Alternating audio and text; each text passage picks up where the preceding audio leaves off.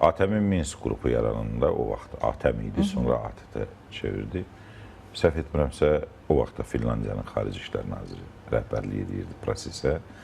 İndi də Finlandiyanın Xarici İşlər Naziri elan elədi ilk demək ATƏT-in Minsk qrupu və ona bağlı strukturların buraxılması ilə bağlı. Bəlkə tarixin bir ironiyasıdır bu da. Amma ATƏT-in Minsk qrupu çox böyük ümidlərlə yaradılmışdı və ATƏT-in özünün təcrübəsində belə şeylər yox idi. Hansısa konflikti həll etmək, hansısa münaqişəyə son qoymaq, münaqişənin əvvəldən sonuna qədər nəzarətini həyata keçirmək və bir nümunə ortaya qoymaq. ATƏT bunun üçün çox çalışdı. ATƏT bunun üçün bütün variantları gözdən keçirdi, hətta təzyiqlər etdi, güzəştlərə məcbur etmək istədi, yeni modellər qoymağa çalışdı, Kipr modeli, Holland modeli qoymağa çalışdı və s. və s. Yəni deyirsiniz, fəaliyyətsiz deyildi əslində. Fəaliyyətsiz deyildi əslində. Sadəcə ATƏT-in bu istiqamətdə təklif edə biləcəyi tərəflərin maraqları ilə uyğun gəlmirdi. Baxın, bugün dünyanın döyüşən tərəflərinə bir tərəfdə Amerika Birləşmiş Ştatları, Rusiya, bir tərəfdə Fransa və Avropa Birliyi. ATƏT-in Minsk qrupunda da həmsədr ölkələr bunlar idi. Həmsədr ölkələrin öz maraqları var idi, regionda da maraqları vardı və o region maraqları da ona imkan vermirdi. Və erməni diasporunun da mütəmadi olaraq burada bu ölkələrə təsir imkanları çıxış yollarını aramağa çox da imkan yaratmırdı. Buna görə də ortaq məxrəcə gəlmək mümkün olmurdu. Həm də dövlətlərin öz maraqları olduğuna görə birliklər tərəfindən bu məsələlərin həll olunmasında o qədər də maraqlı görünmürdülər.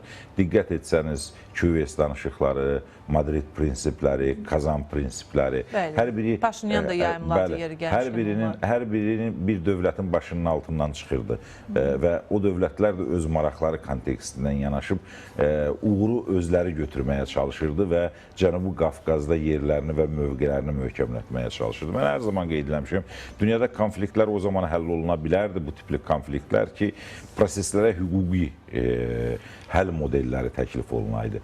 Çox təəssüf ki, hüquqi həll modelləri təklif olunmurdu. Siyasi həll modelləri təklif olunurdu və siyasi həll modellərində də ölkələrin, münaqişə edən tərəflərin maraqlarından daha çox təklif irəli sürən və yaxud da vasitəçi olan tərəflərin maraqları nəzərə alınırdı və belədə də konfliktin həll olunması yeni müşkül bir, çətin bir mərhələyə qədəm qoyurdu. Diqqət etsəniz, 1994-cü ilin o 12 mayından Bişkek müqaviləsindən, atəşkəs müqaviləsindən sonraki mərhələdə ilk illərdə problemi həll etmək daha asandı idi. Nəinki 2019-2018-ci illərdə. Konflikt o qədər konservləşdirilib və mürəkkəbləşdirilmişdi ki, artıq təklif olunan variantların heç biri də uğurlu variant kimi tərəflər arasında razılıqla qarşılanmırdı. Anormal təkliflər irəli sürülürdü.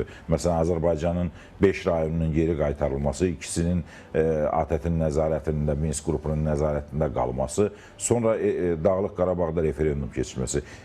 Azərbaycan tərəfi yeri gəlmişkən Sarkisyanın məktubunda, demək, Putinə məktubunda çox maraqlı bir nüans ortaya çıxmışdı ki, Cənab Prezident israrla milli maraqlarından, Azərbaycanın milli maraqlarından bir addım belə geri qoymaq istəmir və belə olan şəraitdə konfliktin həlli mümkünsüz görünür. Yeri gəlmişkən o Köçəryanın da kitabında mərhum Heydər Əliyevin Amerika Birləşmiş Ştatlarındakı görüşü və Cənab Prezidentin o dövrdə mən bu konflikti həll edəcəm, yetər ki, siz ona imza atmayın indi. Heç bir razılaşmaya imza atmayın və tarix gəldi. Bu detalları gördük deyirsiniz yəni.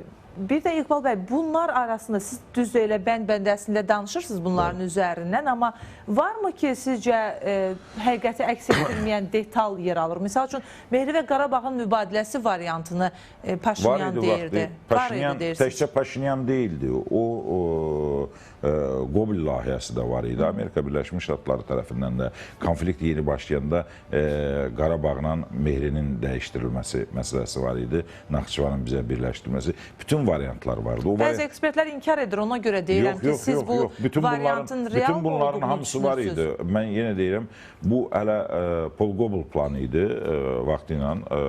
Konflikt yeni başlayan dövrdə bu Mehri və Qarabağın dəyişdirilməsi məsələsi var idi. Madrid prinsiplərində də də, Kazan sənədlərində də, QVS danışıqlarında da çox təəssüflər olsun ki, Azərbaycanın 1992-ci il 2 mart sərhədləri çərçivəsində qəbul olunan demək ki, ərazisi şübhə altına alınırdı. Gah referendum təklif edirdilər, hansı referendum, orada əhalinin hamısı Azərbaycanlılar köçüb, hətta nisbət belə Sovet dönəmində ermənilərin xeyrinə dəyişdirilib, hansı referendum keçiriləcək. 1923-cü il referendumuna istinad edirdilərsə, onu iyun referendumuna 1923-cü ilin, orada Dağlıq Qarabağla bağlı məsələdə çox maraqlı bir nüans var idi. O dövrdə heç Şuşa Dağlıq Qarabağ Muxtar Vilayətinin inzibati ərazisi deyildi. O sonradan daxil olub, bir il sonra daxil edilib ora. O da orada deyildi. Və məsələ belə alınırdı ki, erməni əhalisi özünün gələcəyini müəyyən edir. Bu bir rayonun, faktik Azərbaycanın bugün onlarla rayonu var ki, ümumən Dağlıq Qarabağın əhalisinin sayından bir neçə dəfə çoxdur. Məsələn, Azərbaycanın 250-300 minlik, 200 minlik rayonları var ki, Dağlıq Qarabağın ümumilikdə əhalisi 150 min deyildi.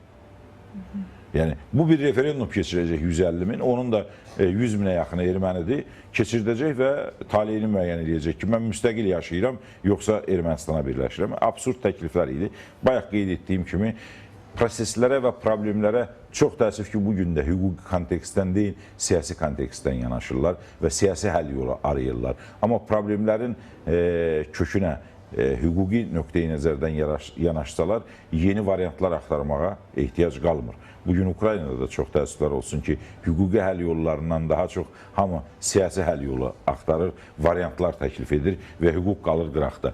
Nə qədər ki, hüquq kənardadır, nə qədər ki, hüququn aliliyi prinsipi təmin olunmayıb, siyasi yollar tərəflərin maraqlarına xidmət edəcək. Onda Azərbaycan mı, Ermənistan mı qazanacaqdı? Bu artıq siyasi maraqların həmin dövrdə nə dərəcədə nəzərə alınması ilə ölçülürdü. Ona görə ATƏT-in Minsk qrupu çox çalışdı, qrup olaraq çox çalışdı. Lakin həmsədr dövlətlər olaraq onlar da öz maraqlarını qrup çərçivəsində yox, fərdi qaydada hər bir dövlət özü götürmək istədi. Rusiya öz dividendini götürmək istəyirdi, Amerika Birləşmiş Ştatları öz dividendini, Fransa öz dividendini götürmək istəyirdi. Üçünün bir yerdə maraqlarını təsbit edən bir dividend yox idi. Onlar ayrı-ayrı iddia edir. Bu üçünün qrupu əslində Minsk qrupunun özü maraqların toqquşduğu yer idi. Həm sədrlərin. Yəni öz maraqları toqquşurdu. Bizim maraqlardan daha çox.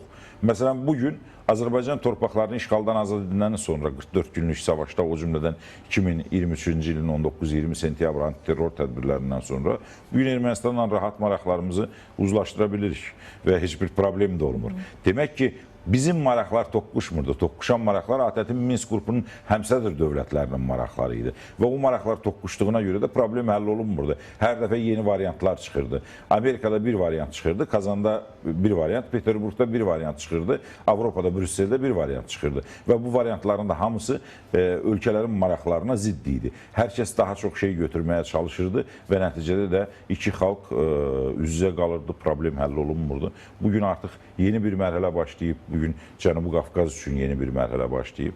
Ceyhun Bayramov da, cənab Ceyhun Bayramov da orada qeyd etdi. O cümlədən Mirzəyan da bu istiqamətdə toxundu ki, sülh üçün, dayanıqlı sülh üçün ortada heç bir problem yoxdur. Bilirsiniz, mart ayında referendum olacaq Ermənistanda və Azərbaycanı narahat edən hissə də çıxarılacaq. Konstitusiya məsələsində, bəli, o konstitusiyada çıxarılacaq. O cümlədən də kommunikasiyaların açılması ki, artıq buna başlanılıb. Azərbaycan Prezidenti Cənab İlham Əliyev Qazaxıstanda artıq ilk Qazaxıstan taxılının Azərbaycan vasitəsindən, Azərbaycan ərazisindən keçərək Ermənistana getdiyini bəyan etdi. O cümlədən Türkiyə-Ermənistan əlaqələrinin yeni mərhələsi, yəqin ki, sülh müqaviləsinin rəsmi nəticələrindən sonra yeni bir mərhələyə çıxacaq ki, bu da Cənubi Qafqazda yeni dövrün başlanğıcı üçün əsas olacaq. Bir daha qeyd edirəm, güman edirəm ki, növbəti mərhələdə mütləq və mütləq Cənubi Qafqaz Birliyi adı altında yaxınlaşma prosesinin yeni mərhələsinə başlamaq lazımdır. Bu həm Cənubi Qafqaza bir tam kimi baxan, bir bütöv kimi baxan, diqqət edin, Amerika Birləşmiş Ştatları da Cənubi Qafqaz Respublikalarına ayırmır, Avropada ayırmır. Onlara münasibətdə bütün siyasət və iqtisadi münasibətlər sistemində tam kimi yanaşırlar və biz bu tamlığı Azərbaycanın dominantlığı ilə təşkil edə bilərik. Çünki Azərbaycan iqtisadi cəhətdən hər 2 iki respublikadan qat-qat üstündür. Azərbaycan demoqrafik baxımından üstündür. Azərbaycanın transmilli layihələrdə iştirakı kifayət qədər genişdir və o cümlənin tranzit imkanları da genişdir və region dövlətləri ilə münasibətdə də Azərbaycanın daha çox diktə etmək imkanı var Cənubi Qafqaza yönəlik. Azərbaycan bu liderliyi ilə Cənubi Qafqaz birliyində yeni mərhələnin başlanğıcını təşkil edə bilər. Avropa Birliyi modelinə oxşar, mini modelə oxşar yeni mərhələ başlaya bilər. Bu bizi Göyçəyə qaytarar, bu bizi Zəngəzura qaytarar, bu bizi hətta İrəvana qaytarar. Bilirsiniz, demoqrafik... Amma bugün Avropa İttifaqı axı İqbal bəy daha çox Ermənistanla sanki işləməkdə maraqlı görünür. Yəni ən azından çıxan xəbərlər üzərindən və yaxud da bu vaxta qədər Gürcüstanla həmin o şərtləri sadələşdirirdi. Bilirsiniz, burada belə bir məsələ var da, Ermənistan biraz Cənubi Qafqazın şikəst övladıdır və şikəst övladı da biraz çox istəyirlər. Ermənistan da Cənubi Qafqazın şikəst övladına oxşayır.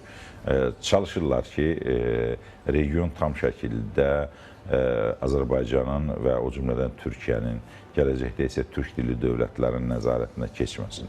Çünki proseslər Azərbaycanın və Türkiyənin regionda xeyrinə cərəyan etdikcə demoqrafik balans dəyişəcək regionda, həm də sürətlə dəyişəcək. Mən elə o məsələyə gəlmək istəyirdim ki, postsovet ölkələrində türk dilli respublikaların demoqrafik imkanları bir neçə dəfə artdığı halda Rusiya, Belarusiya, Ukrayna, Pribaltika respublikaları, o cümlədən Gürcüstan və Ermənistanda demoqrafik vəziyyət əhəmiyyətli dərəcədə aşağı düşüb. O cümlədən mühacirət təq edənlərin sayı da kifayət qədər çoxdur bu ölkələrdə. Bunu dünya təhlil edir, dünya buna elə-belə sıradan bir rəqəm kimi baxmır. Əgər bugün postsovet ölkələrində Özbəkistanda artım az qala 40%-ə qədərdirsə, Azərbaycanda artım təxminən 30%-ə qədər artım varsa, SSR dağılandan sonra Ermənistanda isə azalma təxminən 20%-ə qədərdirsə, bu gələcək üçün düşündürücü rəqəmdir. Biz tarixi bugün üçün düşünürük, yaşadığımız gün üçün düşünürük, amma strateqlər və o cümlədən mərkəzlər tarixin 10 illik, 100 illik dönəmini nəzərə alırlar və bu 10 illik, 100 illik dönəmdə onları çox ciddi şəkildə narahat edir. Düşünürlər ki, Türkiyənin nəzarətinə keçə biləcəyi, Azərbaycanın nəzarətinə keçə biləcəyi bir Cənubi Qafqazda gələcək üçün, Avropanın özü üçün də kifayət qədər problemlər var. Bugün İsveçin əhali tərkibinə baxanda bugün artıq 31% müsəlmanlardan ibarətdir. Kifayət qədər 31%-in içərisində də az qala 22%-i türklər təşkil edir. Almaniyada əhəmiyyətli dərəcədədirlər, Fransada əhəmiyyətli dərəcədədirlər. Son seçkilərdə Fransada qeyri-rəsmi sorğuların nəticəsinə görə fransız əhalinin, kökənli fransız əhalinin ümumi sayı 17%-dən yuxarı olmuyor. 17-20% arasında gəzişib bu rəqəm. Böyük əksəriyyəti Fransalıdır, hamı, lakin müxtəlif ölkələrdən fransız kökənli deyil. Və bu Avropanı ciddi şəkildə narahat edir. Demoqrafik balans getdikcə dəyişir. İstər Afrika ölkələrindən gələn, istər türk dilli ölkələrdən gələnlər, o cümlədən bu ölkələrin də demoqrafik vəziyyətinə baxanda ciddi şəkildə narahat olurlar və Ermənistan yenə də həmin rol oynayır. Mən bu günlərdə bir fikir bildirdim ki, Rusiya bugün Azərbaycandan narazıdır. Rusiya Azərbaycanı sevmir. Amma ona görə sevmir ki, müasir Rusiyanın hansısa bir siyasətinə qarşı durub Azərbaycan yox. Azərbaycan və cənab prezident Bolşevik Rusiyasının, Çar Rusiyasının, Sovet Rusiyasının, bugün Putin Rusiyasının və dünənki Pyotr Rusiyasının bütün siyasətini, Cənubi Qafqaz siyasətinin üstündən ciddi bir xət çəkib. Biz niyə sevsinlər ki?